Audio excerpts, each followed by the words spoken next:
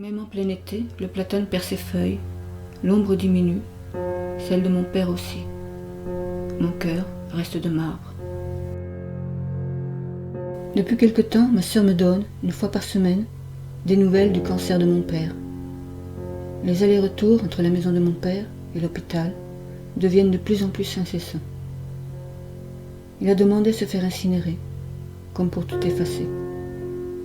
Alors que dans ma mémoire, je n'arrive jamais à effacer ces nuits où il pénétrait dans ma chambre, s'approchait de mon lit. Quand bien même ce serait vain, j'attends un signe. Me téléphoner, m'écrire, laisser un message que ma mère me donnera un jour. Ou alors elle qui me dira « Appelle-le, il veut te parler ». Pourtant, après toutes ces années, je n'ai reçu qu'une lettre de lui, une lettre ambiguë qui en dit un peu, trop peu. Alors j'écoute en silence. J'évite de dévoiler les sentiments qui s'entrechoquent dans ma tête. Des miroitements, ultime lueur sur mer, quand s'en vient le soir, oublier la silhouette qui s'éloignait de mon lit. Très empathique, elle est ma sœur. Elle qui a perdu une grande partie de sa vue et qui sort à peine d'un cancer du sein. Semaine après semaine, elle rend visite à ses parents, accompagne le père à l'hôpital, réconforte la mère, prend le temps d'écrire avec une grosse loupe les mots qui vont donner à la famille un suivi, presque pas à pas, de la maladie qui s'annonce implacable. En même temps, il semble qu'elle est la seule dans l'entourage à prendre autant soin de lui. Mon frère ne m'en parle pas, ne semble pas réagir au courriel de ma sœur. Et quand il accompagne notre mère à l'entrée de l'hôpital, il ne monte pas au chevet de celui qui est son père. Plus tard, cela changera, mais je ne sais pas encore pourquoi. Si elle me voyait, le visage enfermé, obscure le chemin entre le père et le fils, quand on attend un signe. Aujourd'hui, depuis qu'il est affaibli et malade, je guette l'attitude de ma sœur, de mon frère. Savent-ils seulement ce que je pense en ce moment? Aurons-nous assez de temps pour pouvoir en parler? Et puis un soir, je reçois cet appel de ma sœur. Selon les médecins, il ne resterait à mon père que quelques semaines.